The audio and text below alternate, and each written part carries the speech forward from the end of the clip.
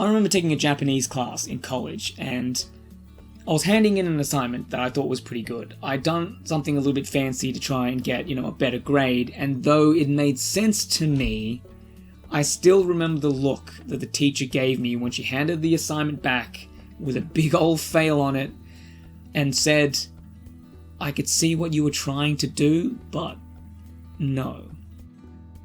And I think The Last of Us Part 2 is similar in a lot of ways to that assignment. It's not a failure by any stretch of the imagination, but I find it to have a rather muddled narrative due to some of its odd decisions and a lack of understanding of game language. Now, since this video is going to be all about the story of The Last of Us Part 2, total and complete spoilers ahead.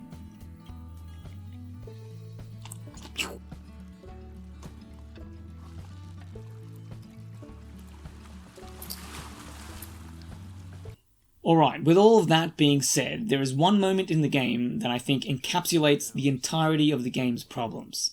For context though, the game is a fairly standard story-driven game. You start out playing as Ellie, you run into your father figure getting murdered in front of you by a woman named Abby.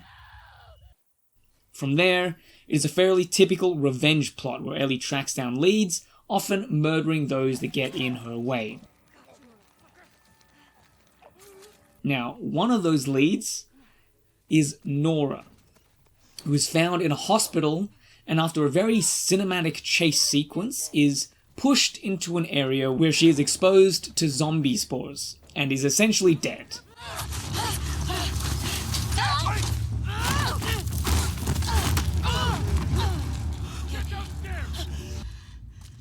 Ellie, though, needs information from Nora in order to track down where Abby is, and so we get this. The aforementioned problematic scene where Ellie decides to torture Nora for that information. Because I can make it quick, or I can make it so much worse. I'm not giving up, my friend.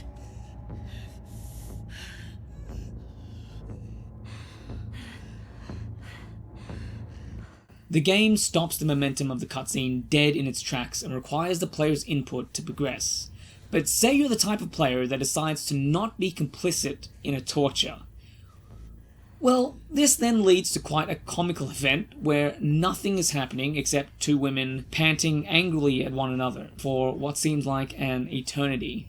So, this is problem number one. Everything in terms of the cinematic language conveys that this is all about Ellie and things are quite serious. The injection of gameplay, however, allows the possibility for this to drag on to a comically long degree. So why make the player interact here?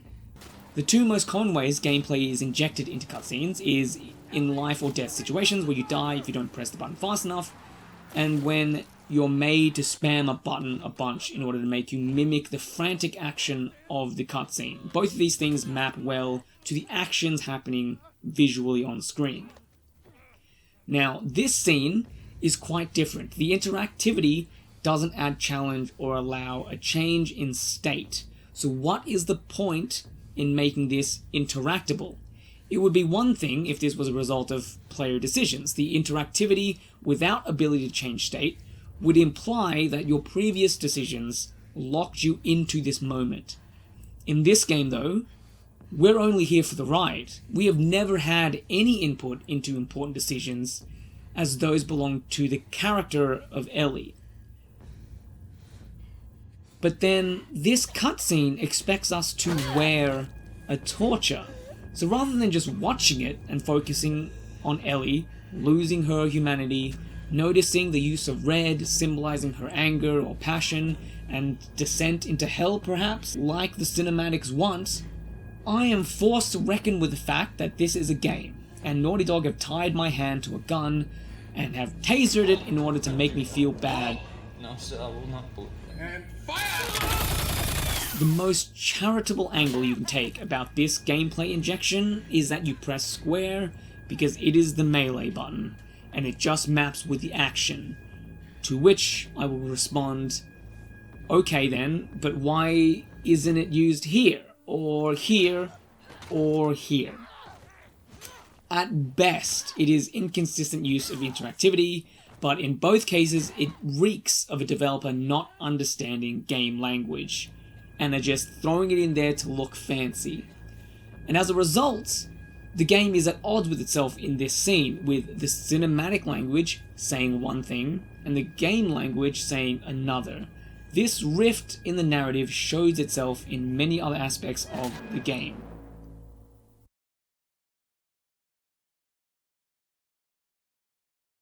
And that leads us to the big point of contention with this game, which is that about halfway through, you play as Abby, the buff young lady that killed your old mate Joel, the father figure of Ellie, and the protagonist from the first game. So, Naughty Dog, the developers, are making the player play as the character that killed the protagonist from the first game. So it is a rather bold decision that will no doubt piss off those who understandably gained a connection to Joel by playing as him in the first game. It sets off that whole narrative about revenge, so that's fine. You killed my friends. We let you both live. And you wasted it. But being forced to play as the villain and seeing things from their perspective and all of that is thematic and a gameplay expression of empathy and understanding. And this is actually reinforced in numerous ways, with Abby and Ellie being very similar to each other in terms of mechanics, and also story beats, Mel's coming with us. Manny? similar scenes, This place is something else. Holy shit, Joel. We're here. Oh my god, it is a dinosaur! even their names are similar in their construction. It's good stuff here, but there is a serious problem in its execution. By having the Joel murder happen first, you end up just straight up losing people who really like Joel, and will see any and all positives of Abby's story dismissed as manipulation. You wanna go to the trucks? Let's go to the trucks. The larger issue here, though, is that the entirety of Abby's story is a flashback. Playing Ellie's story first removes all of the suspense and mystery of Abby's story because you know what happens to basically all of those characters. For instance, you start off as Abby escorting this pregnant lady around, right? And naturally, you would sort of inherently feel a desire to protect her. Because you don't want that potential new life snuffed out in this harsh world and all that. But the problem is, I know that that life gets snuffed out by Ellie because I played Ellie's story already. Okay? In my mind, Ellie has already snuffed out that life, so why should I be invested in these scenes where she exists? It results in me feeling nothing for that character. And this is a typical problem of flashbacks, which is an odd choice to have half of your game lacking tension and drama. And take this scene as a further example. This is the last scene before you rejoin the timeline. Abby is outside of a building that we know she is going to enter. The story has already mandated this. For some reason, this scene was not only kept in, but is also playable. So a similar problem to the torture scene is here. We have gameplay injection, but I have no clue why. We know that Abby makes it in, so what does making this playable achieve? It just makes it feel like an absolute chore.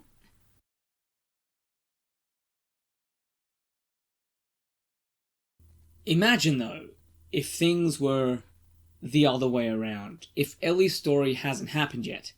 You've only played as Abby and just came back to find your companions dead. This scene, then, just by virtue of changing the order of events, has all of this tension and mystery, because you haven't been in there before, you don't know who's in this building. And as a player, you personally want to find your way in to solve that mystery of who would be callous enough to do that to your friends. Was it a wolf that finally found Owen? Or was it maybe a scar that was tracking you or whatever, right?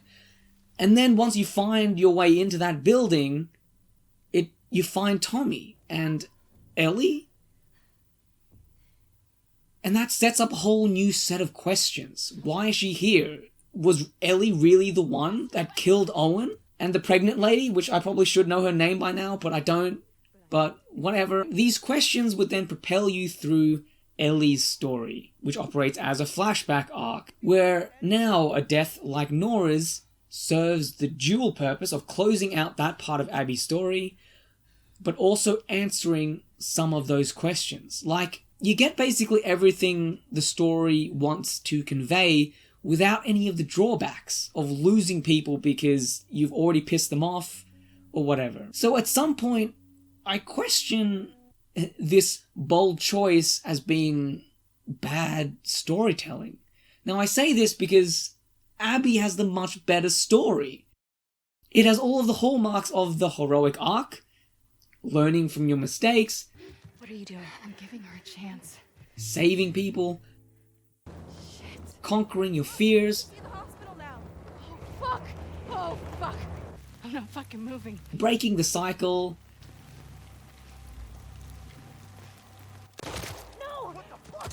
Coming to an understanding, Oh, Jesus. etc. Come on.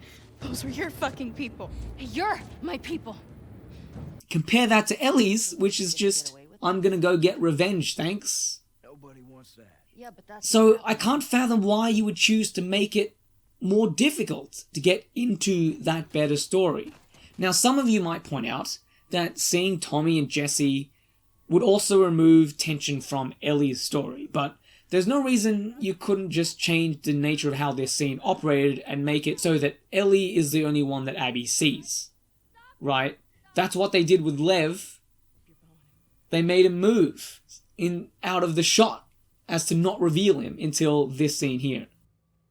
Things get worse though. See, when the story isn't making things harder for itself, it's also undermining what is being expressed by gameplay. Namely, that whole empathy angle you get by virtue of playing as the bad guy. Now, is this why people think this game is profound?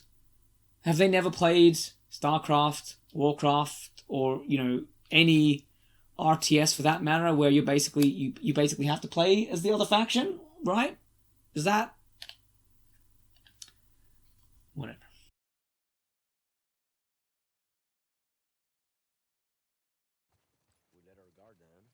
The game is revenge all the way down. The large factional conflicts between the Seraphites and the Wolves are based on tit-for-tat dynamics, and we have revenge motivating both Ellie and Abby's groups, and of course on the individual layer between Abby and Ellie as individuals. Other than the shocking twist of playing as Abby and being forced to see things from her perspective, the story seems to go out of its way to say that empathy is for losers. That's because every act of empathy in The Last of Us Part 2 is punished. Owen has this pretty good scene where he explains why he didn't just kill a Scar. And he doesn't go for it.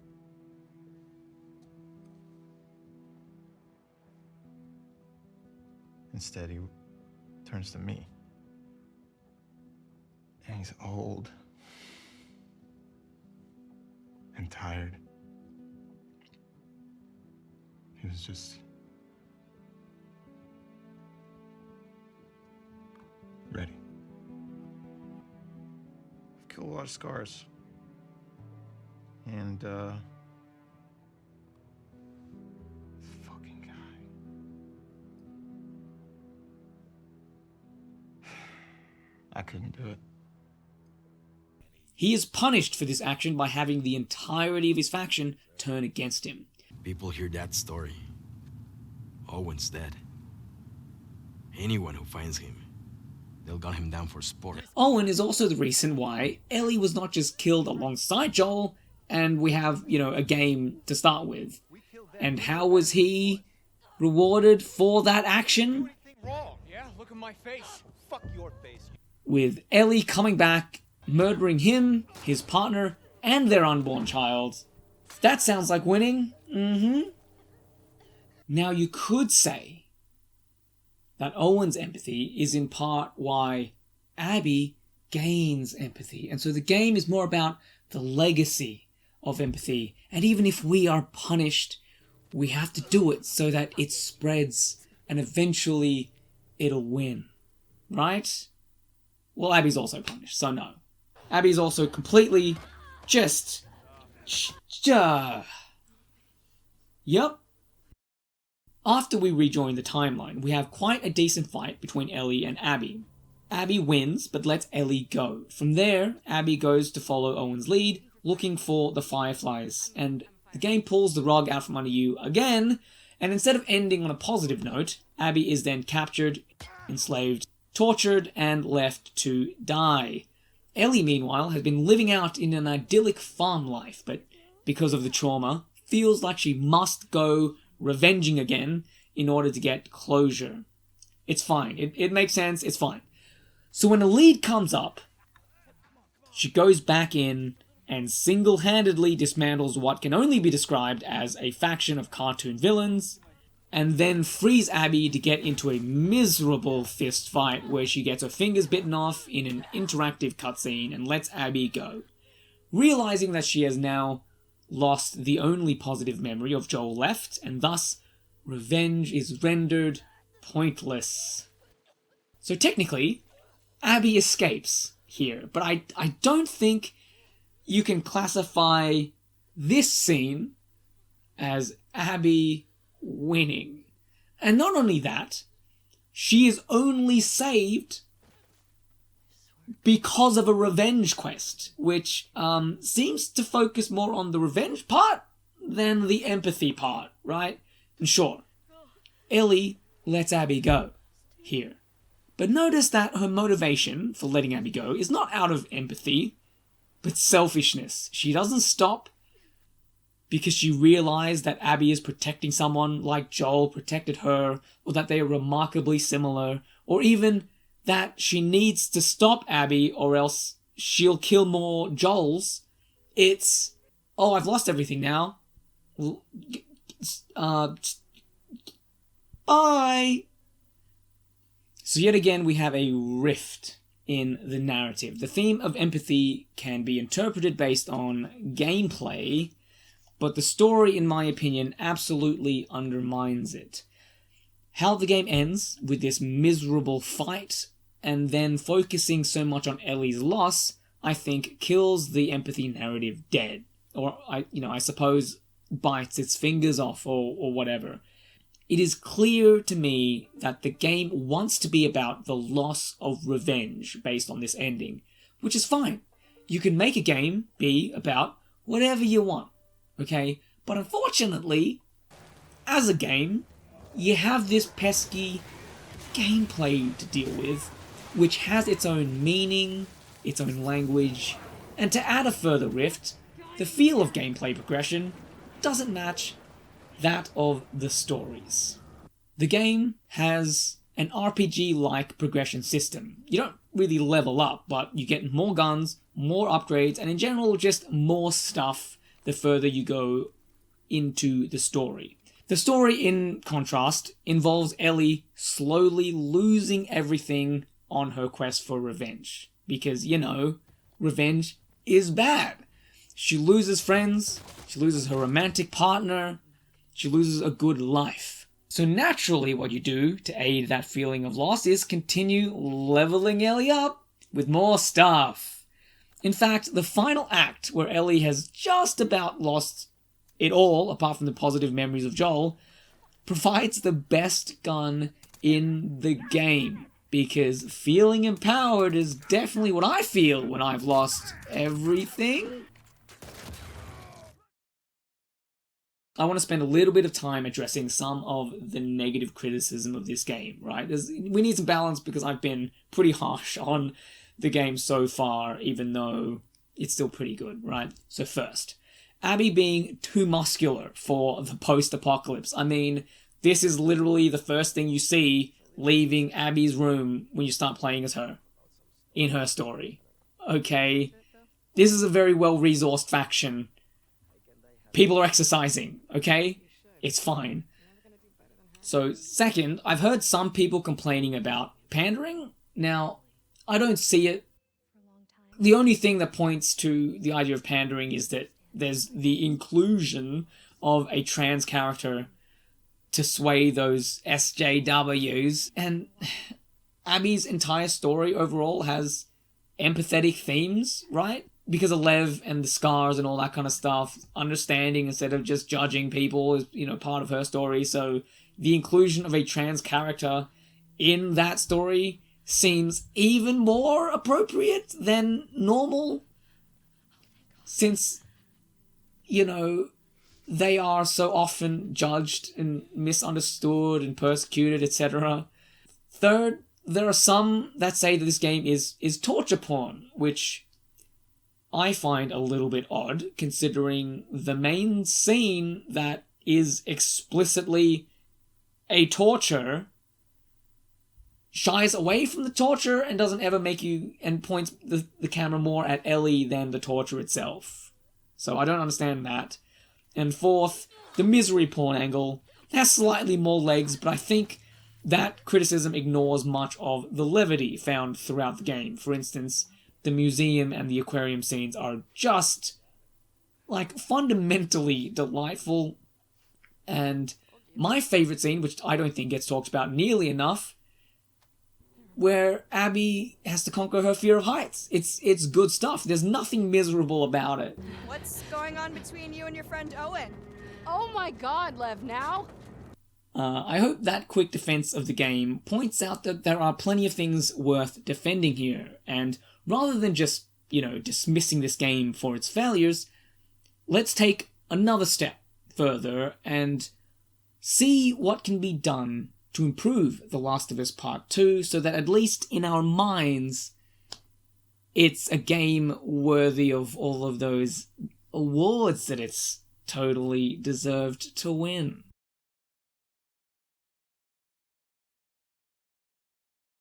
The first change is the easiest to implement. You can basically keep everything the way it is, which is pretty good.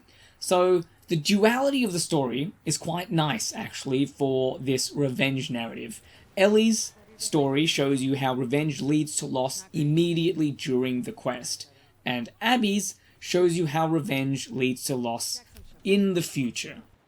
And the two coming together shows the cyclic nature of revenge. If we add simple binary choices to the game, but specifically at these three moments, the Nora scene, the farm scene, and the final conflict scene, you would have a running thread of choices that all question what the player is willing to do or lose for their revenge. So in the case of the Nora scene, do you hate Abby enough to torture someone? In the farm scene, are you willing to give up an idyllic life for that hatred? And finally, are you willing to kill an innocent just to feel that revenge? Since these choices mostly take place in the latter part of the game, the story could be used to tell the player that revenge only leads to bad things. Look at what becomes of the wolves and the Seraphites. Anytime the player says yes to those questions, the game would punish them with misery. This would make the misery actually serve a purpose other than just making the game feel a certain way. And there could be no criticisms of guilt-tripping or overly manipulative techniques, because not only are these choices made by the player, the story told them what would happen. That revenge leads to misery, and if you choose it, you have only yourself to blame. If you wanted to do something really fancy, you could make the choice a little bit more subtle and infused with cinematic language. Imagine adding the choice to the Nora scene, where instead of just another button press, the red in the scene begins to fade out after a certain time, implying visually that time will make anger fade and bring clarity. When the red fades completely away, the player can be rewarded with another level to play to get that information they need. This would be utilizing all of the strengths of a video game to enhance the themes. You would be using the visuals, but also the gameplay. The reward system would point to the themes. Good. For the farm scene, I would allow the player to go back to bed, rejecting revenge. This choice would be rewarded with a pleasant ending, and so the final act would serve as the misery punishment that follows the choice of revenge. This is fitting because the final act is garbage, but I would go one step further and remove it entirely. Choosing to step outside the house and go on that quest would skip straight to the misery fight. The events here are pretty over the top, and the game has playable dreams already anyway, so by cutting to it immediately, it would make it ambiguous as to whether or not it actually happens. The reason I think this is better is because the final act not only adds unnecessary length, but it often undermines much of the good work done in the rest of the game. It's clear to me that this final faction wasn't given anywhere near as much time and effort as the other two.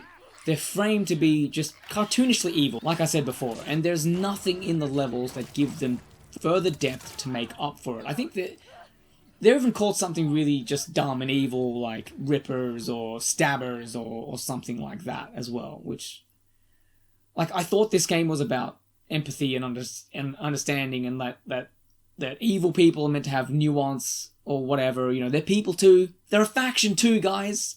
Anyway, their inclusion undermines all of that.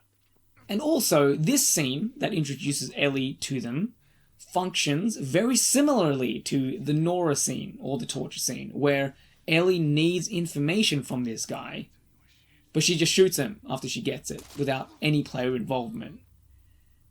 Now, if we take the charitable angle and assume that this isn't just inconsistent use of interactivity, this would seem to suggest that this faction aren't worthy of emotional manipulation. You know, cartoonishly evil and all that. But this, again, isn't reflected in the gameplay, what with NPCs still yelling out names of their downed compatriots. So again, the two things don't support one another. It's Marta! Someone got her! This faction also introduces helmets. Now, I suspect this is to make gameplay more interesting, but the wolves are the most well-resourced and militaristic faction in the game, and none of their guys wear helmets. This inclusion makes the wolves look really stupid in retrospect, so removing this faction makes the game a tighter, more focused experience, but also addresses some issues that arise from their inclusion. That's not to say that you can't keep some of their cooler elements. For instance, the way they keep infected chained up is quite neat, and it expands gameplay, gives you more options during a level. But giving them to the Seraphites would be so much more effective. You would have another layer of dehumanizing the scars. It would seem on the surface pretty justifiable to condemn this faction for using chained up infected because it invokes the idea of evil, right? The dead protect the island. But then you have Lev there to explain to Abby why they use infected the way they do. It could be really cool and organic, like Abby asking Lev, "Hey, why do you use infected to protect your island? Isn't that weird? That seems pretty evil." And then Lev could respond by asking why the wolves use dogs in their patrols. To Lev, chaining up infected and using them to guard outposts and things like that is an easy way to utilize those that have fallen to protect those that are still alive. You could have a whole thing where it's like a spiritual ritual for those who get bitten or whatever, and they're still cognizant of their role within the society, and they offer to become part of the infected wall, the zombie wall. And so to Lev, using dogs by comparison seems quite cruel, especially since they can be killed. And the game absolutely lets you kill dogs in any number of ways.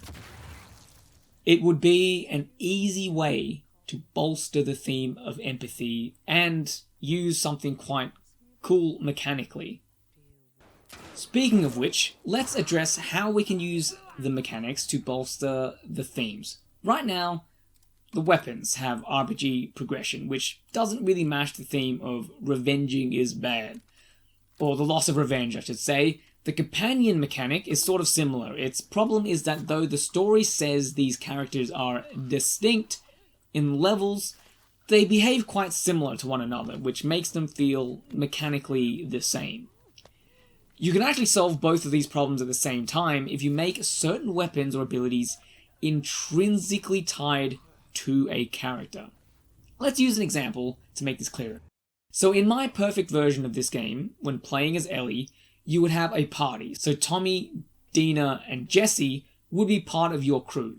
We're going to focus on our old mate Tomo, because I think it would serve as the best example here. So he's a specialist sniper. That is a large part of his role in the story already. He even has a neat flashback where he teaches Ellie all about sniping. So instead of just giving Ellie a sniper based on how far we are in the story, or whether you stumble upon one scavenging or whatever, I would make it so that she can only use one, i.e. the player can only use one, when Tommy is present, selected to be part of a mission. Now what this would do is make Tommy a unique character through a mechanic. It would also mean that when he inevitably dies or is incapacitated, you would lose that gun. Then, when you get into situations like this, where you have this just beautiful sniper's nest, you would get there and think, damn, I wish I still had a sniper. And since that mechanic was tied to the character, your brain can't help but make that connection and think, damn, I miss Tommy. The UI can be used to take this theme of loss further by making these companion weapons and abilities always present, but once a character dies, they become grayed out. A constant reminder of the loss whenever you're inside of a menu. This has the side benefit of making levels increasingly difficult as you lose companions, reflecting what is happening in the story. This losing companions thing works even better when combined with other changes. For instance, if your choices in the game resulted in the deaths of the companions, then there is a layer of guilt that could arise, rather than the nothing that currently exists, since you know that the story dictates all of the deaths. Combining this with the reorder timeline would bolster the theme of empathy, because Abby, who would start the game removed from her crew and lacking in understanding, would gain weapons through her story as she learns things about Lev and the Seraphites, i.e. she would be rewarded for her empathy, whereas Ellie would be punished on her revenge quest, losing weapons and crew because she doggedly commits to revenge. The progression of the game's story would then match the progression of the game's mechanics, and you would have the two things come together to form a cohesive overall narrative for the game. Now this is the kind of thing I was expecting when the early praise seemed to suggest that this game was pushing the medium forward in terms of storytelling and is some kind of masterpiece, and I just cannot see it. The gameplay injection exposes the story to interactivity and reveals how brittle it is when it comes to player input, and in my experience, for it to be a masterpiece, it needs to properly utilize the medium it is in.